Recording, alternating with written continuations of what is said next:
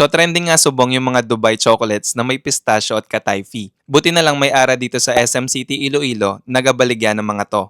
Dito pala to sa Tiramisu Iloilo. So very famous sila sa mga ila desserts, especially Dubai Chewy Cookies and Katayfi Bars. Ito tanan yung mga trinay namin. First is their bestseller na Dubai Chewy Cookies. May 3 flavors to, yung classic chocolate, white milky, at pink sakura. First time naman makatikim nito kaya bago sa panlasa namin. Sobrang satisfying yung crunch ng katayfi. Tingnan nyo naman, sobrang damo ng feeling at di tinipid. Nagustuhan namin to kaya gets ko na yung trend nito. May ara din sila na brownie bites, nakakat na yan into cubes. May pistachio at katayfi flavor na good for sharing. Tingnan nyo naman guys, ito yung the perfect bite size. Next is itong pistachio katayfi bar. Mala brownies yung texture, sobrang fudgy nito. Bestseller din nila itong premium pistachio katayfi bar. Gets ko na ba't bestseller din to kasi quality talaga. Lastly is itong slice ng pistachio katayfi cake. Creamy yung pistachio flavor, tapos may crunchy katayfi sa loob. Kaya ang sarap ng texture. Ayan, kita nyo naman yung moist ng cake dyan. All in all, worth it to try tanan, especially yung mga Dubai Chewy Cookies. As your tito and tita, nagustuhan namin to kasi di masyadong matamis. If ayaw nyo magpahuli sa mga trending subong, try nyo ng mga to. Thank you din sa Tiramisu Iloilo for letting us try these products. So visit nyo lang sila dito sa lower ground floor ng SM City Iloilo. Yung stall nila is may sign na everything pistachio. Tubang lang sila ng Big B's. May ara din sila na other stalls sa Iloilo. Try nyo to ha. Bye!